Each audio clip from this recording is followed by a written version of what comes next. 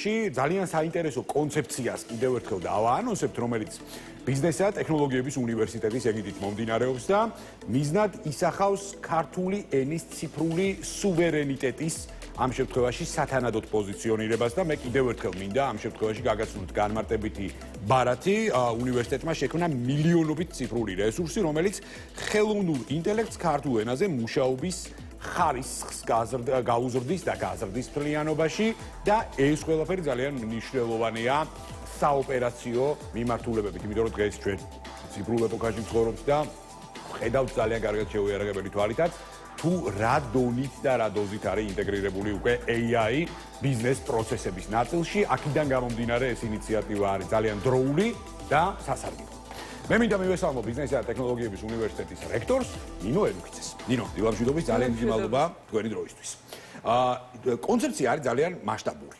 და ეს ცოტა რბილად ნათქვამია კიდე, იმიტომ რომ აი კიდევ ერთხელ ვამბობ ხაზგასმით, წლების განმავლობაში აი ქვეყნები მაგალითად, ხო, ეხლა პატარა პარალელს გავაკეთებ თქვენი ნებართვით, აი საფრანგეთი მაგალითად, ხო, აი ფრანგულ ენაზე ლაპარაკობს დაახლოებით 800 მილიონამდე ადამიანი მთელი მსოფლიოს მასშტაბით.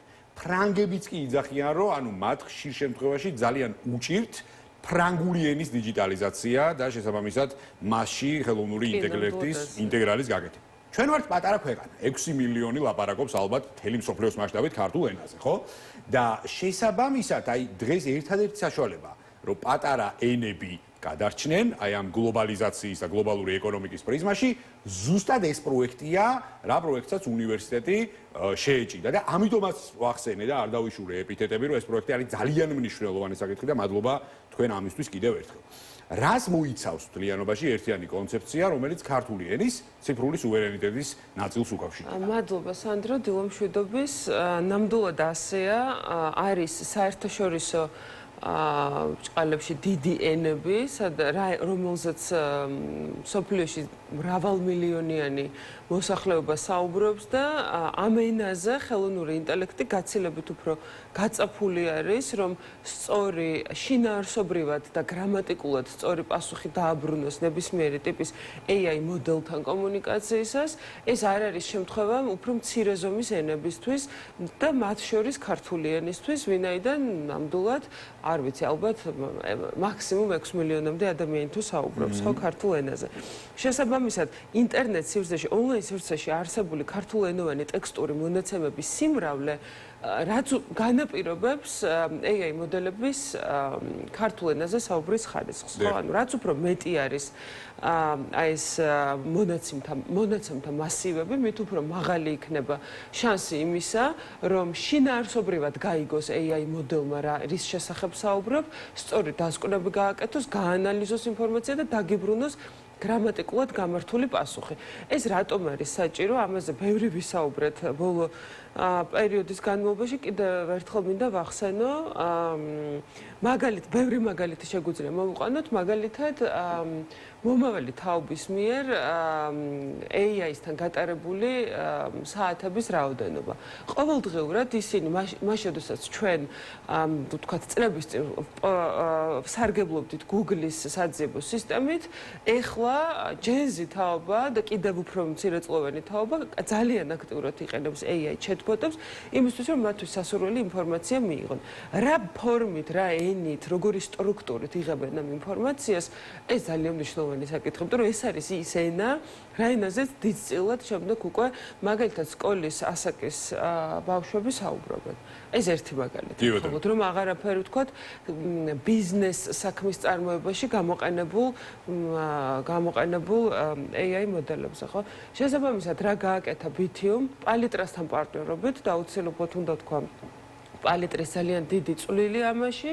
ეს არის მილიონობით საარქივო მასალები, ტექსტური მასივები, გაციფრულებული მონაცემები, რომელიც არის ინფორმაცია, თქვათ, ეკონომიკის, ბიზნესის, სხვადასხვა ინდუსტრიების შესახებ, ასევე ეს არის კვლევითი ანგარიშები, ეს არის აკადემიური ნაშრომები, ძალიან ბევრი სხვადასხვა ტიპის ტექსტური მასალა, რომელიც გავაერთიანეთ, რომელიც დავამუშავეთ შესაბამისი ლოგიკის ალგორითმის მიხედვით, რომელიც AI-ისთვის ამარტივებს ამ ტექსტში შესაბამისი ტოკენების აღქმის ალბათობას და შემდეგ ავტვირთეთ ეს მასივები პირველ ეტაპზე ავტვირთეთ GitHub-ზე, რაც არის ერთ-ერთი ყველაზე ფართოდ გამოყენებადი ბაზა ხო სისტემა, რასაც AI დეველოპერები, ზოგადად დეველოპერები იყენებენ. მოლოდინი გვაქვს, რომ ეს ინიციატივა გაუმარტივებს ნებისმიერ AI მოდელზე მომუშავე ინჟინერს ან კომპანიას ქართულ ენაზე AI-ის საუბრის სისტემის აწყობას. ძალიან დიდი მადლობა საინტერესო წინასიტყვაობისთვის. ხო, ნუ ეს პრომპტებისთვის არის აი პირდაპირ შვება, როგორც იტყვიან, იმიტომ რომ ეხლა რატო ვახსენებ ამას.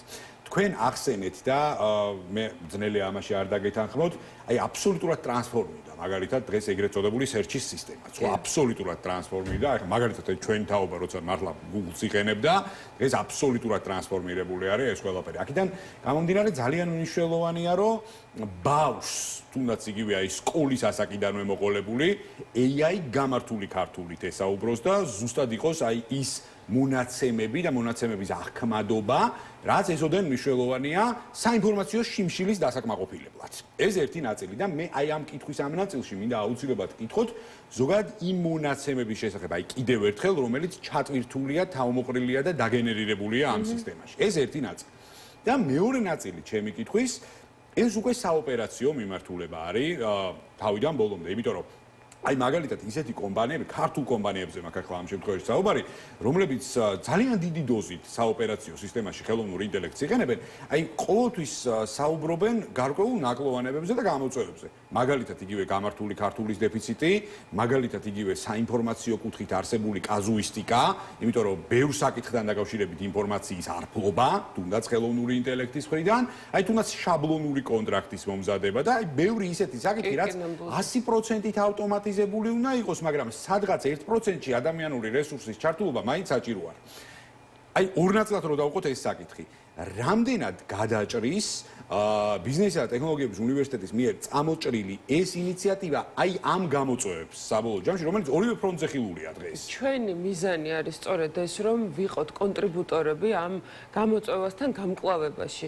რა თქმა უნდა, მხოლოდ ბიზნესისა და ტექნოლოგიების უნივერსიტეტის ინიციატივა 100%-ით ვერ გააუმჯობესებს ქართულ ენაზე AI მოდელების საუბრის ხარისხს, მაგრამ ძალიან დიდ წვლილს შეიტანს ამ საქმეში წლების განმავლობაში, აი მაშინ, როდესაც მაგალითად პირველად გამოჩნდა ChatGPT, ხო? მაშინ, როდესაც მასვე საუბრობდით ქართულ ენაზე, ხარისხი მისი დაბრუნებული პასუხის გრამატიკული სისწორე იყო გაცილებით დაბალი, ვიდრე არის ახლა. რატო ხდება ეს? იმიტომ რაც უფრო მეტად ვსაუბრობთ AI მოდელებთან, რაც უფრო მეტად ვატრენინგებთ, ასე ვთქვათ, ხო და მეტ ენობრივ მასივებს ვაძლევთ ანალიტიკისთვის, მით უფრო იწაფება და ვითარდება თავად ეს სისტემა.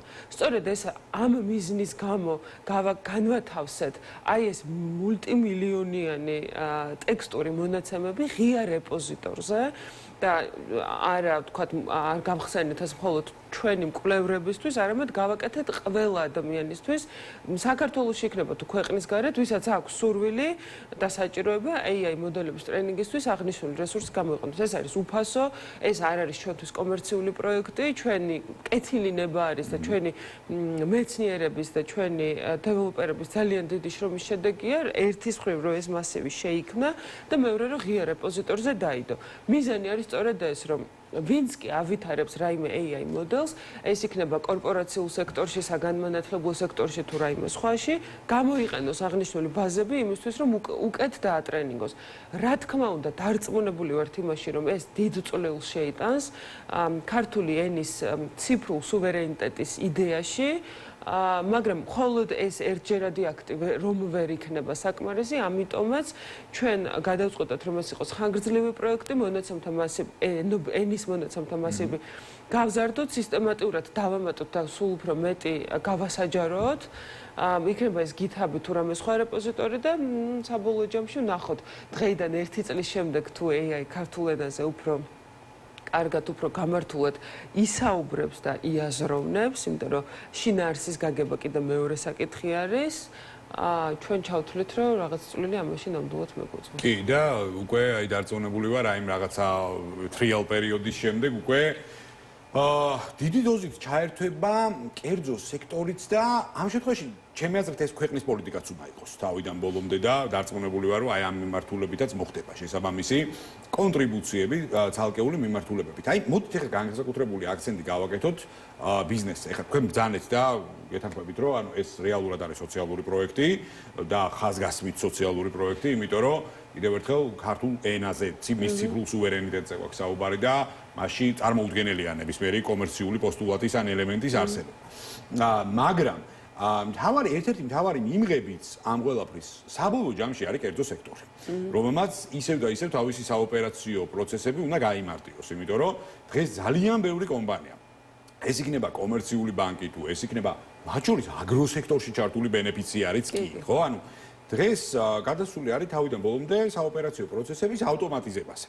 და მათ შორის რაც შეიძლება მეტი ციფრული ელემენტის შემოტანაზე. აი მე მაინტერესებს, ახლა აი გარკვეულწილად მინდა რომ აი კორელაცია შემოვიტანოთ მათ შორის აი კერძო სექტორთან, აი რას იღებს კერძო სექტორი და თქვენთანვე რა მოლოდინები გაქვთ კერძო სექტორის ნაწილშიც, იმიტომ რომ კიდევ ერთხელ ამბობ, თქვენ ახსენეთ, ძალიან მაგარია რომ უნივერსიტეტი ინიციატორია ამის, მაგრამ ამას ჭირდება ძალიან დიდი მოზაიკა ჩართულობა. მე მაგითო ვახსენე ამ სახელმწიფოს ჩართულობას, მაგითო ვახსენე კერძო სექტორის ჩართულობას, რომ ანუ ჯამში ეს ყველას ვალია, ასე ვთქვათ, ხო? აი როგორ გესახებათ ხვალ და ზეგ აი ეს ერთიანი მოზაიკა, რომ ანუ ყველამ შევიტანოთ წვლილი რეალურად სუვერენიტეტის, ციფრული სუვერენიტეტის ნაწილში. ძალიან კარგი შეკითხვა არის, ვინაიდან ბოლო რამოდენიმე წელიწადია ჩვენთან უნივერსიტეტში ხშირად გამართულა შეხვედრა კერძო სექტორთან, რომლებიც საკუთარი ინიციატივით მოდიოდნენ ჩვენთან და გთხოვდნენ მხარდაჭერას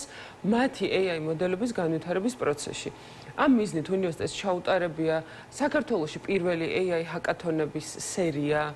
გაგვიკეთებია, შეგვიქმნია ძალიან საინტერესო AI მოდელები ჩვენი სტუდენტების ჩართულობით და რა თქმა უნდა ჩვენი პროფესორების და მკვლევრების მონაწილეობით და ასე შემდეგ. რატომ მოდიოდნენ კომპანიები ამ საჭიროებებით, ვინაიდან რაც უფრო მსხვილი არის კომპანია, მით უფრო მეტად ეჩქარება სხვადასხვა პროცესების ციფრული ავტომატიზაცია და ხარჯების დაზოგვა, ხო? და ისინი იღებდნენ ამ პროდუქტებს და წლების განმავლობაში კიდევ ერთხელ ვიტყვი, ეს რესურსი ჩვენ საუნივერსიტეტო სივრცეში გენერირდებოდა. ეხლა მივედით სადამდე, რომ ერთის მხრივ კომპანიებს, როგორც მაგალითად რამე საწარმოო პროცესში ჭირდებათ საწვავი, აი ასეთი საწვავი დღეს არის ინფორმაციაც. ინფორმაცია, აი ზუსტად ასე არის, ხო? ინფორმაცია ამ შემთხვევაში ტექსტური მონაცემები იქნება თუ ქართული ენის რაღაცა სიტყვის მასივები და ასე შემდეგ. ეს არის საწვავი, რომლითაც ამ კომპანიაში შექმნილი და განვითარებული AI მოდელები უნდა მუშავდებოდეს. ეს მოდელები კომპანიას შეიძლება დაეხმაროს არამხოლოდ მომხმარებელთან კომუნიკაციაში, ეხლა მაყურებელი თუ ფიქრობს, რომ მხოლოდ chatbot-ის განვითარებაზე გვაქვს საუბარი, ეს ასე არ არის. ვინაიდან ყველა ოპერაციულ პროცესში აი ახსენეთ კონტრაქტის, რაღაც შაბლონური კონტრაქტის მომზადება. ხო ეს საოპერაციო პროცესი არის, ეს არ არის chat-თან კომუნიკაციის შედეგად მიღებული პროდუქტი, ხო? ყველა დეპარტამენტში არსებობს ისეთი საოპერაციო პროცესი, რომელიც AI ავტომატიზაციას შესაძლებელია რომ დაექვემდებაროს, ხო?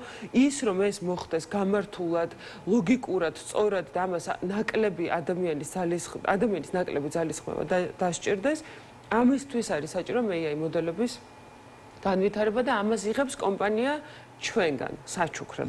ეხლა რა შეიძლება ჩვენ მივიღოთ კომპანიისგან? ყველა ორგანიზაციას და სხვათა შორის მარტო კერძო სექტორზე არ მაქვს საუბარი, განსაკუთრებით სახელმწიფო ორგანიზაციებში ძალიან მოცულობითი არის ის ინფორმაცია, ბჭყალებში თქვა საწვავი, ის ტექსტური მასივები, რომელიც პერსონალურ მონაცემთა დაცვის პრინციპის გათვალისწინებით ღია წვდომაზე შეიძლება იქნეს გაზიარებული. ეს შეიძლება იყოს რამე საარქივო მასალა, ეს შეიძლება იყოს საინფორმაციო ბაზა, გააჩნია რა ორგანიზაციაზე ვსაუბრობთ, მაგრამ ის ქართულენოვანი ტექსტები, რომელიც მილიონობით თუ არა ათასობით მაინც არსებობს ორგანიზაციებში, აი ეს რაც უფრო მეტად გაზიარდებოდა ჩვენი თანამშრომლობის ფარგლებში, დაემატება იმ რეპოზიტორს, რომელსაც ჩვენ ვქმნით და ვზრდით, მით უფრო სწრაფად გაიწაფება AI, რომ ქართულ ენაზე სწორად იაზროვნოს და იმეტყველოს. ამიტომ მოვუწოდებ ყველა ორგანიზაციას, კერძო სექტორსაც, სახელმწიფო სექტორის ორგანიზაციებსაც, რომ სურვილის შემთხვევაში შემოგვიერთდნენ ამ ინიციატივაში, გაგვიზიარონ ის რესურსები, რომელსაც ასაჯაროებენ კიდევ ერთხელ ვამბობ, მონაცემთა დაცვის პრინციპების გათვალისწინებით და ერთობლივად ალბათ გაცილებით უფრო ეფექტური იქნება ეს ინიციატივა. სხვადასხვა აქვე დავამატებ, რომ როდესაც დავაანონსეთ ქართული ენის ციფრული სუვერენიტეტის პროექტი, ბევრმა ორგანიზაციამ თავად მოგმართა კონტრიბუციის სურვილით. ამიტომაც ეს პროექტი არის ხანგრძლივი, ეს მოიცავს ეტაპებს და მისი შედეგები სულ უფრო თვალსაჩინო გახდება ეტაპებრივ. მართლა შთამბეჭდავი არის. აი მე ზუსტად მინდოდა რომ მაყურებელს გაეგო ეს კონცეფცია სიღრმისეულად და იმდენად კარგად და ხატოვნად ახსენით ეს ყველაფერი, რომ რეალურად ჩვენ ყველამ უნდა დავინახოთ ამის საჭიროება. სახელმწიფოს ყველა არ მეხსენებია, ერთ-ერთ უდიდეს დატას ფლობს დღეს მონაცემების. ჯერ მარტო სტატისტიკის ეროვნული სამსახური ავიღოთ, შემოსავლების სამსახური ავიღოთ, ცხადია, გარკვეული კონფიდენციალობის დაცვით და ამ შემდეგ, ანუ უდიდეს დატას ფლობს რა და ეს საჯარო ტრანსპარენტული ინფორმაცია, ხო ჩვენი წყაროც არის რეალურად, რასაც ვეყრდნობით, ხო და ავიდან ბოლომდე. აქედან გამომდინარე, ძალიან მნიშვნელოვანია აქ სწორი ხედვა, ჩართულობა სახელმწიფოს მხრიდანაც და კერძო სექტორის მხრიდანაც დარწმუნებულება. აი ფანტასტიკურად ახსენით ეს კორელაცია საბოლოო ჯამში. ნინო, რა ვიცი, ის გადამჩენია, აი მართლა შთამბეჭდავი პროექტია. მინდა რომ წარმატებები გისურვოთ და მე მექნება თხოვნა რომ აი დიდი ხანი არ არის დარჩენილი უკვე სეზონსაც ალბათ მალე ჩავხურავთ. მინდა რომ აი ჯერ კიდევ მიმდინარე სეზონშიც ძალიან ხშირად გავაკეთოთ ამ თემაზე აქცენტი და სექტემბრიდან თავისთავად რა თქმა უნდა ეს ისეთი საკითხია რომელსაც ჭირდება ნამდვილად მედია მხარდაჭერა და ჭირდება რომანტიზება. როგორც იტყვი. ძალიან დიდი მადლობა თქვენ. წარმატებულ და პოზიტიურ დღეს გისურვებთ და მომავალ შეხვედრამდე გემშვიდობებით. ბიზნესის და ტექნოლოგიების უნივერსიტეტის რექტორი ნინო ენუქიძე პასუხობდა გადაცემამ.